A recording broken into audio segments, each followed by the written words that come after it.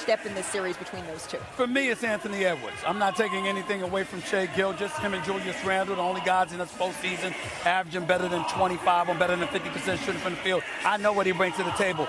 I just think that Ant-Man is special. He's a special something that doesn't come along very often. He shot 44% from three-point range in the semifinal series. You got to pay attention to that. He's only like 1 for 14 from mid-range. You know what that means? He's shooting threes or he's going to the hole. He ain't concerned too much with his mid-range game. He's going to be in attack mode. I think he knows it's going to be necessary for him to do that in order to beat a quality team like OKC. And that's why I think it's set up for him to really take over, because he has no choice. We could be looking at the beginnings of a rivalry that goes on for the next 5 or 10 years for these two guys, which is fantastic if you're an NBA fan. I mean, this is the young star. This is them, and we're going to find out the answer. We ask these questions amongst each other.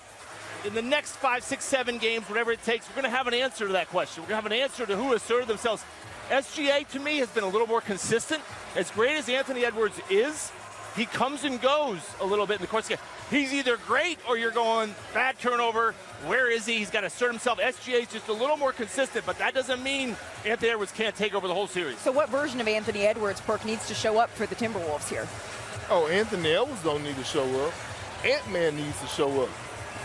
The Minnesota Timberwolves don't need Anthony Edwards to play the right way. They need him to play the wrong way.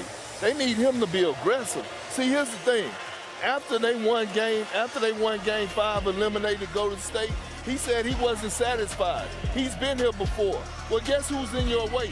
A guy that you're going to be facing in the next couple of years who's about to win the MVP in SGA, who led the league in scoring. So if you're not satisfied, damn it, you got game 1 on the road in his crib. You go out there and handle business. And I ain't talking 27 points a game. Yeah. I'm talking about 35 points per game in this series. Well, he's been there. He's been knocking on the door, but not quite able to get to the mountaintop here. Kick it in. That is what the stage is set up for him to do. And you faced Ant in the playoffs, I believe, twice here. But this year, Anthony Edwards has seen multiple defenders throughout the season in a little bit of a different way. He was the most blitzed player when using on-ball screens in the regular season. That continued in the playoffs. As you can see the numbers here, those are the numbers, but I'm more interested in, you've seen it up close. How has he evolved, Coach, from when you first beat his Wolves team in 2023 to now? Well, he continues to find ways to improve. The game is slowing down for him. He's reading the defense. He came out publicly earlier in the season saying, I don't know what to do when I get double teamed. And he was a little bit frustrated.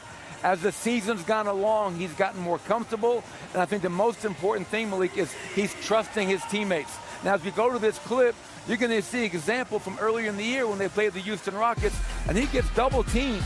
And you're going to see he can't fight the double teams tonight.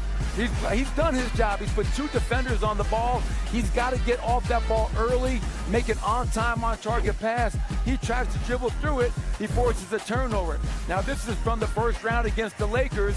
Reeves and Jackson Hayes, they're going to aggressively blitz the pick and roll, and this is what you want to see, growth and development. Does not fight it. I've done my job. Put 2 defenders on the ball. By a Thunder player since KD in 2016. Points in the paint, Thunder 54, T-Wolves 20. Nick, as I mentioned earlier in the lead-in, this was a very close game at the half. And in the second half, it's like the Thunder stepped on the gas and made the Wolves play for every time they turned the ball over. They made them play the ultimate price. They cashed in. They laying it up. They got fouled or they're making threes. What is it how are the Thunder able to do this? They able to get to a gear and seemingly other teams can't keep up with them. I think tonight, I think Minnesota played right into their hands. And Minnesota kept the ball above the free throw line pretty much the whole night. So it was easy for OKC's defense to play boxes and elbows. So anytime they had the ball up top, they're looking at 3 defenders, a guy on the ball and 2, at the elbows, and they had no driving lanes and they didn't cut. So anytime somebody put the ball on the ground, OKC got active hands. Extra hands. They're going to get deflections and those deflections normally turn into steals. So I think, that first game is a field game. They're going to figure it out as far as what adjustments they need to make, both teams, but Minnesota got to move the ball, and they got to change their offense a little bit. Yeah, because I'm looking at they only had two guys in double figures. Ant was 5 of 13, 3 of 8 from the three. Julius Randle was great again, 28 points. He was 9 of 13 from the floor, 5 of 6 from the 3-point line, 5 of 6 from the free throw line. He had 28 big points, but you got 7 points from McDaniels, 2 points from Rudy Gobert, 7 points from Mike Conley. Like I said, only 2 players in double figures. And when you got the opposing team, they got 4 players in double figures. That leaves a lot. That leaves a lot for you to try to make up from your bench. And if you look at it, OKC has the better of the 2 benches. So now you're going to really need to rely heavily on your starters in order for you to have a chance to win this game. Ocho, you looking at Timberwolves. I know you like the Timberwolves and Ant-Man. What disappointed you most about what you saw from the OKC Thunder Obviously, tonight? from the Thunder, no. Well, no. The Wolves T-Wolves tonight. Well, first off, Yes. offensively, right? Everybody, the game started off very slow. Obviously, Julius Randle had a good first half, but I need Ant-Man to be a little bit more aggressive offensively. The rest of the team collectively as a group. I'm not talking about the bench. I'm talking about the starters. Before we even get to the bench, I need them to have better movement. You know, it seemed like everybody was very stagnant, standing in one place. I understand the pick and rolls, but nothing seemed like it was flowing smoothly, and they weren't working as a unit, cohesively. Outside of that, listen, the Thunder did what they needed to do. Defensively, they smothered them, and it seemed like every shot, Nick, I know I'm not tripping, every shot that the Wolves tried to take, it not only was it contested, it seemed like it was difficult for them to even get a goddamn shot off. Yeah, it was. Yeah, I'm looking at every time they before you go, Nick. ground. I'm looking at Julius Randle had 13 shot attempts. Ant-Man had 13 shot attempts. Nas Reed was 1 for 11. DiVincenzo was 3 of 14. Nickeil Alexander-Walker was 3 of 11. That's not nearly enough shot attempts for your 2 best players. Y'all in the low teens, 13 and 14, 13 and 13 respectively, and you got bench players that's getting more shots than you guys.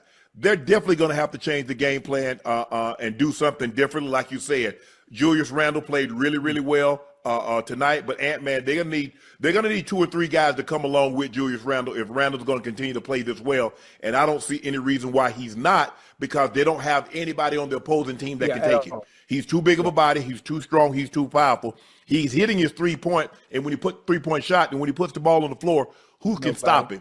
But when you look at this, Nick, and you see a team, they held him to 35% from the from the floor, 29% from the 3-point line. You're not beating OKC with those percentages. Well, you're not going to beat OKC with that offense. That's okay. One. So their offense was so predictable. Okay. OKC just loaded up on them. So I'm watching that game, and they're going to have to find a way to get Anthony Edwards out of the corners more. You know what I'm saying? Okay. Have him coming up and then getting downhill. Him playing at the top of the court with 2 guys on this side waiting on, it's not going to work. And they got a good enough coach. They're going to go watch film. They're going to make adjustments. And all of that, like with those guys getting those extra shots with Conley and DiVincenzo, and with them getting those, that's not a problem, because tonight they forced them to take those shots, right? Okay. They forced them because they said, Ant, you're not going to beat us, Ant, especially with you just playing in one spot on the court. They got